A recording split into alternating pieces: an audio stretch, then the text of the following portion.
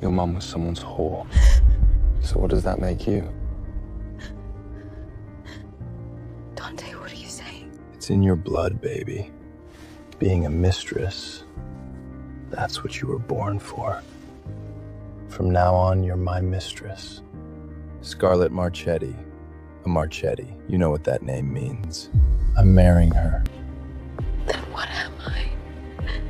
Your mother knew the man had a wife. Still crawled into his bed. She could do it. Why can't you?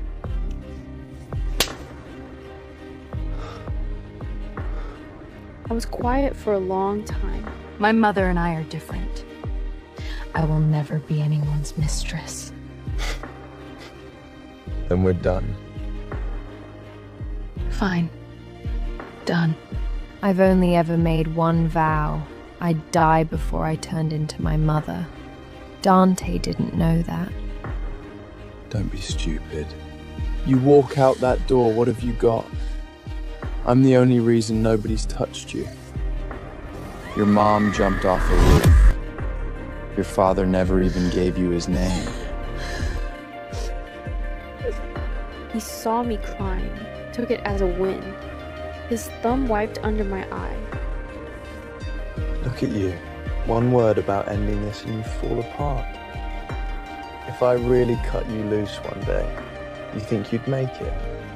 Don't test me, Elena. Staying by my side, that's your only way out. He took my silence as surrender, and the engine turned over halfway, then he stopped. Oh, almost forgot. You sit in the back now. Scarlett says this seat's hers. I gave her my word. You know me. I don't go back on what I say. I promise to take care of you for life. Even if I marry someone else, that still stands. Bet you didn't know, 3 days from now, I'm marrying her. Took me 6 months to get her to say yes. She's not like you. Can't just sweet talk her into anything. She told me she's a red rose. You love her, you bleed on the thorns. Dante was lost in his little love story, and I actually felt the thorn go in, sharp, real, right through my palm. My hand had pressed into an earring left on the seat. The thin needle tip broke my skin. What the hell did you do? For a split second, I thought he was worried about me. That's Scarlett's earring. She's a serious germaphobe. If she finds out her favorite piece got dirty, you don't want to know what happened. So my blood was dirty to him. My head was spinning from the pain. I just looked at him for a long time. Long enough that he finally squeezed out something that almost looked like guilt. Forget it. Don't touch her things again. I sat there, didn't move. He finished wiping the earring, wrapped it in a clean tissue, and placed it gently in the glove compartment. You still sitting there? I told you to get in the back? No need. I'll walk. Suit yourself. I've got a family event tonight anyway. Gotta take Scarlett to pick out a dress. Head home on your own. He didn't care that it was pouring outside, didn't even leave me an umbrella. I stood on the side of the road, soaked through. People passing by looked at me like I'd lost my mind. There was one thing Dante got wrong. I didn't need him to protect me. 3 seconds, the reply came back. The thing about my mom being a mistress, it didn't come out one day like some big reveal. In this circle, there are no secrets. She was Enzo Ferrani's mistress. That's what everyone said. Ferrani was the Moretti family's consigliere. While his wife was pregnant, he had my mother on the side.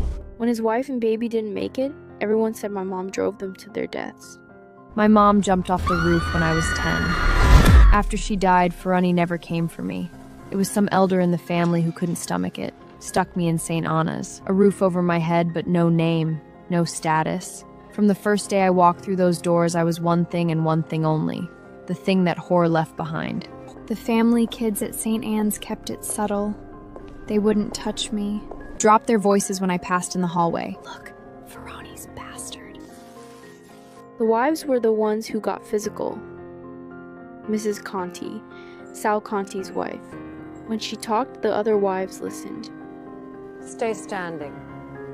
Your mother was on her knees serving someone else's husband and never complained. whore's daughter will always be a whore. I knew my mom was guilty. I didn't think I was innocent either. I never fought back, let them take it out on me. That went on for years, until Dante stepped in.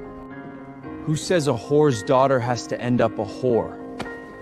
What does your daughter do? My daughter works in investment banking. And you? Before you married Sal Conti, where were you? She was tending bar before she married in. See? Your daughter turned out nothing like you. After that, he brought light into my life. And now here I was, standing in the pouring rain, trying to make sense of it. How did the man who saved me become the one destroying me? I wiped the rain off my face, barely able to see where I was going. And then everything went black. I passed out. When I woke up, it was already dark. I was lying on a bed in the ER, a thin blanket over me, a blood pressure monitor clipped to my wrist. Blood pressure's too low. Don't go anywhere tonight. The second I said it, my phone rang. Dante. I stared at the screen for a long time, picked up anyway. Scarlett's dress got ruined. Go get the starry dime and bring it to me. She needs a change. Starry Night, the gown Dante had custom made for me, meant for our wedding reception. Now he wanted me to hand it over to another woman. His woman. It didn't matter anymore. Dante, I'm in the ER. The ER? Cut the act. Don't pull this shit with me right now. I didn't bother arguing. Call it repaying a debt for the time he once saved me. I walked back out into the storm, picked up the dress, and brought it all the way to the venue. On the phone, Dante said, Scarlett's waiting for you at the door. She wants to say thank you in person. Be good. Don't make a scene. But what Scarlett gave me wasn't a thank you. It was a slap. No warning. The hit spun me halfway around. Elena, if you didn't want to do it, you could have just said so. Why throw the dress on the ground? I didn't even understand what she was playing at, but Dante did, and he decided to play along. Dante, maybe we shouldn't force Elena to do things she doesn't want to do. Have I been too easy on you? Apologize to Scarlett. Now. Dante, I hope you don't live to regret this. I'm sorry, Scarlett. I shouldn't have dropped your dress. That didn't sound very sincere. Try harder. Then what do you want from me? I won't be anyone's mistress. Dante and I are done. I pulled off the ring right in front of her, the one Dante had made for our wedding. Take it back. You and me, it's over. Dante's body went still. He didn't reach for it. I threw it at him. It hit the floor with a sharp, clean sound. You wanna go? Carlette grabbed the back of my neck and shoved me through the doors into the hall upstairs, like dragging a prisoner. Come look at this. A woman begging to be someone's mistress. Isn't that Dante's girl? Not anymore. I'm with Scarlett Martetti now. What did I tell you? A whore's daughter always ends up a whore. And you used to stick up for her, Dante. Right? Dirty whore. Dante would never want a woman like that. Baby's right. It went through me like a knife. I was to say something. A glass of red wine hit me full in the face. I couldn't breathe. A mistress's spawn belongs where a mistress belongs. Who gave you the nerve to sit at the real table? More of them closed in. One of them grabbed my jaw, forced my mouth open, poured wine straight down my throat. Die. Whore. I was thrown to the ground. Slaps and heels came down on me. The thing I feared most had finally come. Before my mom died, this is what happened to her. Surrounded, beaten, cursed, stomped on. She couldn't take it, climbed to the rooftop and jumped. That's why I cut things off with Dante, because I was terrified of this exact moment, and it came anyway. Dante, why is it that the man who pulled me out of the dark is the same man who threw me back in? I went crazy, ripping free from the crowd, crashing into the hallway, throwing myself at the stairs, running all the way up to the roof. He must have thought of my mother. Dante's face changed.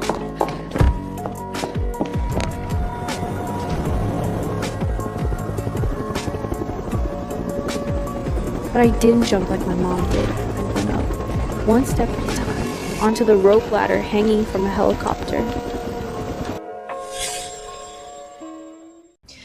I'm sorry, Scarlett. I shouldn't have dropped your dress. That didn't sound very sincere. Try harder. Then what do you want from me? I won't be anyone's mistress.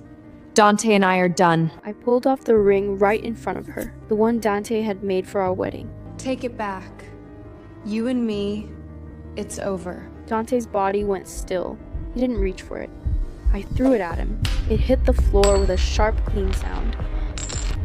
You wanna go? Carlette grabbed the back of my neck and shoved me through the doors into the hall upstairs, like dragging a prisoner. Come look at this. A woman begging to be someone's mistress. Isn't that Dante's girl? Not anymore. I'm with Scarlett Martetti now. What did I tell you? A whore's daughter always ends up a whore. And you used to stick up for her, Dante. Right? Dirty whore. Dante would never want a woman like that. Baby's right. It went through me like a knife.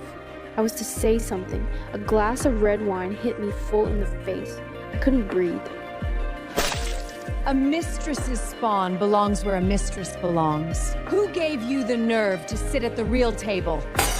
More of them closed in. One of them grabbed my jaw, forced my mouth open, poured wine straight down my throat.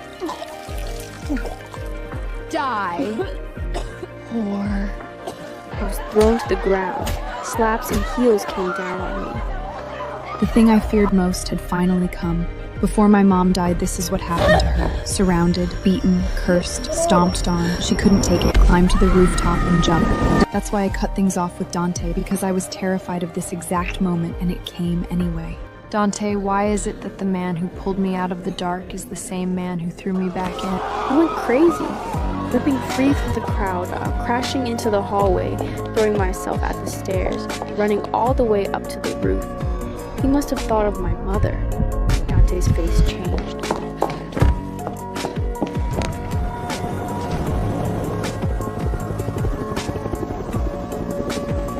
But I didn't jump like my mom did. I went up, one step at a time, onto the rope ladder hanging from a helicopter. The helicopter came early. My Aunt Lydia, she started from nothing in Monte Carlo, built herself up to the point where even the old family dons think twice when they hear her name. Last week she reached out, asked if I wanted to leave this hellhole and go with her. I said no, because I couldn't let go of Dante. Looking back now, what a fucking joke. I was so tired I passed out on the plane. I was lying in a clean bed, buried under a thick comforter. The room smelled like disinfectant. I knew I was in bad shape, body and mind both broken. Lydia was sitting by the bed. Sons of bitches. Then she turned to me, her voice dropping soft. It's over. I got you the best doctors. Everything's gonna be okay. Drink. You're safe now. Dante watched me climb the rope ladder, frozen, then suffocating. He bolted forward, chasing after me. Why are you going after her? That kind of woman, just let her go. What kind of woman? The kind who likes being someone's mistress. She was never anyone's mistress. We forced her into that. And even then, she didn't take it.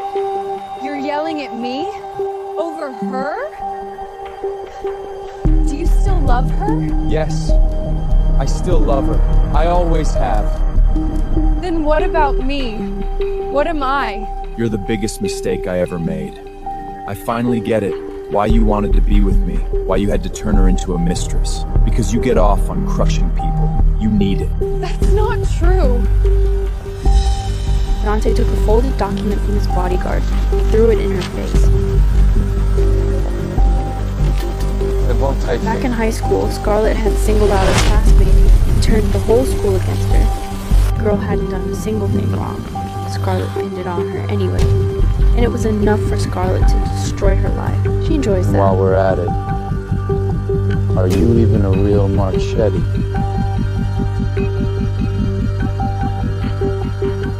You came after me because of Elena. From the very start! The next day, he started tracking down the helicopter. Nothing. He pulled every string he had, not a single useful lead. Lydia had wiped the trail clean, like Elena had never existed. 3 full years, not a word. We have a contract, Dante. You don't get to walk away just because you feel like it. You know what happens when you break a deal? I had a contract with Elena too. The wedding was a week out. The one on the ground, that was my promise. She went door to door, every family's wife, every woman who mattered. Scarlett showed up with tears in her eyes, playing the victim.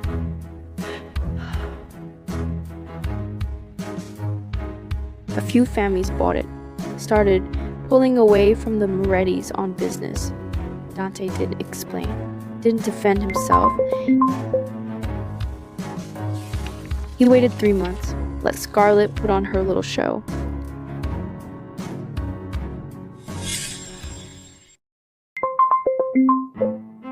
He waited 3 months, let Scarlett put on her little show.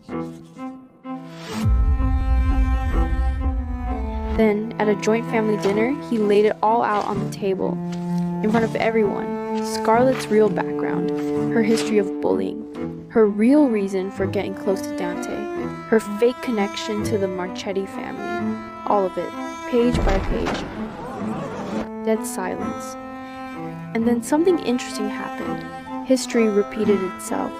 Years ago, Ferrante threw Elena's mother under the bus to save his own skin. Now it was Scarlett's turn to be stripped bare. Her mother was someone's mistress too, and she herself was just another illegitimate kid. Father threw away. The circle turned on her overnight. The same wives who had stood with Scarlett, who had helped her humiliate Elena, turned around and did the exact same thing to Scarlett. She became a joke, fraud, fake. Scarlett's ending was the same as Elena's mother's. She jumped off the roof. Scarlett's ending didn't bring Dante any relief. Scarlett had her sins, but his were no lighter. He wanted to make things right, but where was Elena? He wanted to make things right, but where was Elena? He searched damn near the whole globe, but Elena had vanished, like she'd been erased from the face of the earth. Just when he was about to give up, someone said they might have seen her in Paris. He rushed to Paris. Then someone said, Berlin. He chased it to Berlin. The trail went cold, 8 full years. That's how long it took before he finally spotted her, on a street in London. But she was walking hand in hand with another man. That should have been him. His voice was so rough he barely recognized it himself. Elena. I didn't recognize him at first, because he looked nothing like the man. The man in front of me was wrapped in a black overcoat, cheekbones jutting out, worn down, used up. It's been a long time, Mr. Moretti. Can we talk? I looked at my husband, Julian. He nodded. We found a small cafe on the corner and sat down.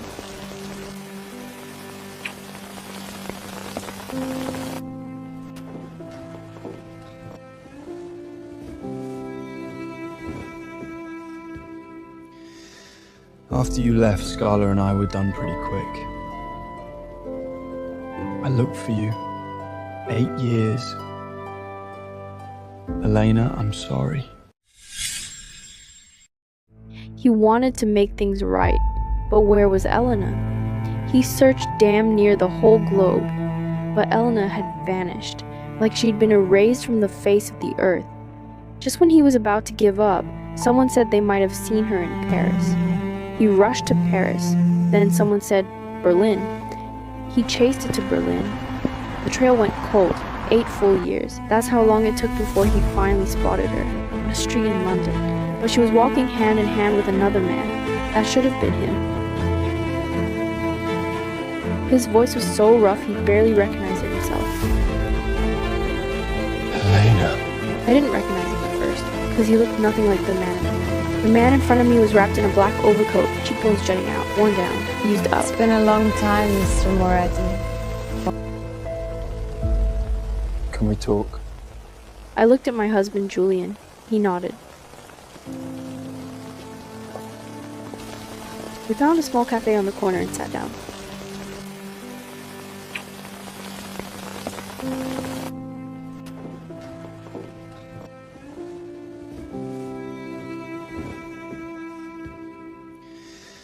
After you left, Scarla and I were done pretty quick.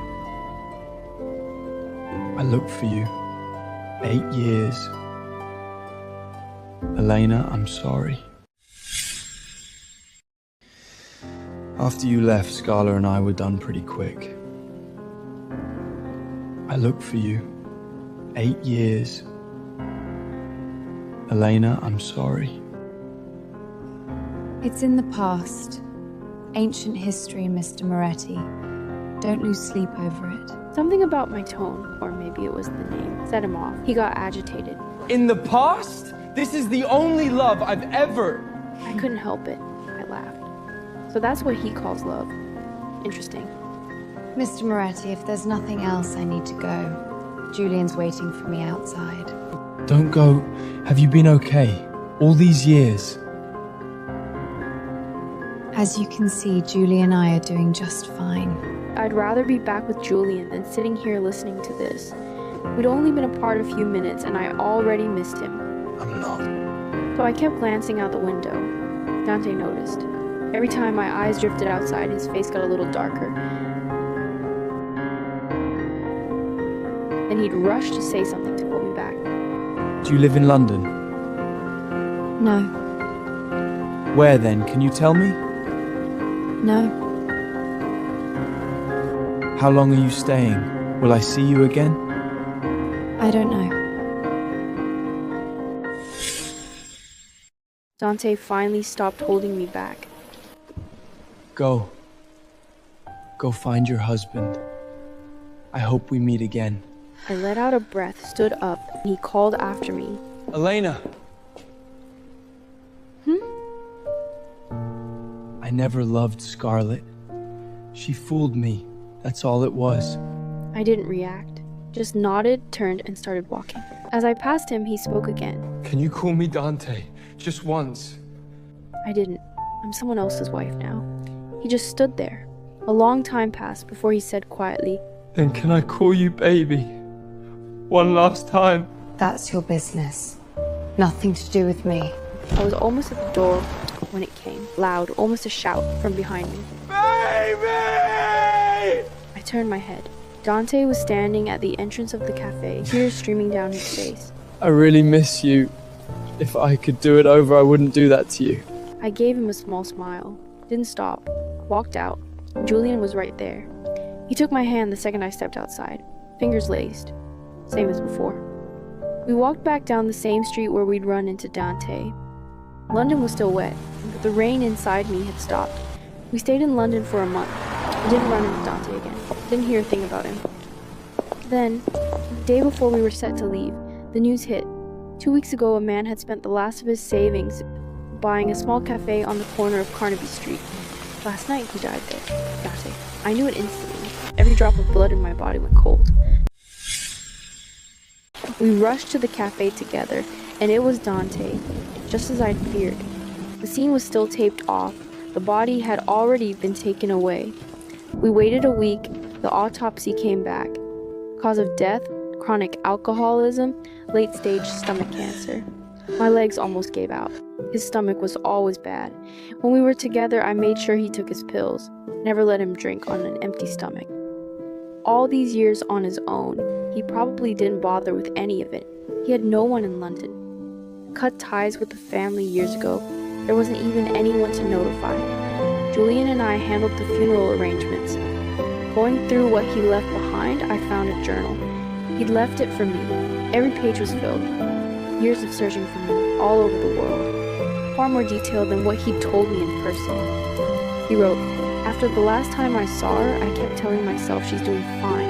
I shouldn't bother her, but I can't help it. Especially that man, the one she calls Julian. I wanted to kill him, but I knew I couldn't. It would hurt her. Day 18 since I saw Elena again and lost her again. I miss her. More than yesterday. I can't stop it. I just want to hold her. This ring. I picked it up off the floor that night. If I'm gone and you're still in London, take it with you." The journal ended there. Julian and I held a small funeral for Dante. As friends, nothing more, no family, no guests. Just the two of us and a local priest. The headstone was simple, just his name and the years he lived. I placed the journal and the ring together at the base of the stone. Dante, I said softly, voice steady. it's over. Rest now. I don't hate you, and I don't forgive you. We owe each other nothing. I'm going to live well, safe, whole, happy. That's what you owed me, and it's what I built for myself. I stood there for a long time. Then I reached out and touched the cold stone with my fingertips, not saying goodbye to a lover, saying goodbye to a heavy past, to the girl I used to be, small, helpless, trampled under everyone's feet. Julian's arm came around my shoulders. Let's go. Let's go home. I nodded, turned around, walked away. This time, I didn't look back. Later, Julian had the ring made into a necklace. Wear it. I'm not going to be jealous of a dead man. But I didn't put it on. I locked it in a drawer. That was the end of it. Everything between me and Dante, all the love, all the damage, finished. I didn't need him watching over me.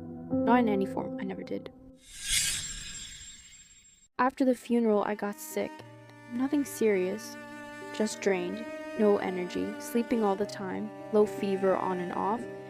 Julian insisted on taking me to a doctor. They couldn't find anything wrong, but I knew what it was. Some kind of withdrawal. Like when you finally set down something you've been carrying your whole life, and your body doesn't know what to do without them. Julian took time off work. Stayed home with me every day. He never asked what's wrong, just stayed close. Made me pasta. Pulled the blanket over me. Held my hand while I slept. I woke up half conscious and heard him on the balcony. Yes, her mood is stable, just a bit tired. Don't worry, I'll take care of her. Yes, for now, don't let her come into contact with anything related to that side. 6 months after Dante died, someone tracked me down. Mr. Moretti left a will. The cafe on Carnabat Street is yours. It was his last wish. I won't accept it. His last wish was for me to be happy, and my happiness now has nothing to do with him. Sell the cafe. Donate the money to girls who have nowhere to go after being bullied. This is our decision. Thank you for coming all this way. After the man left, Julian came back and found me staring at nothing on the couch. He sat down next to me, arm around my shoulders. Reluctant? No, I just suddenly feel that world is so far away.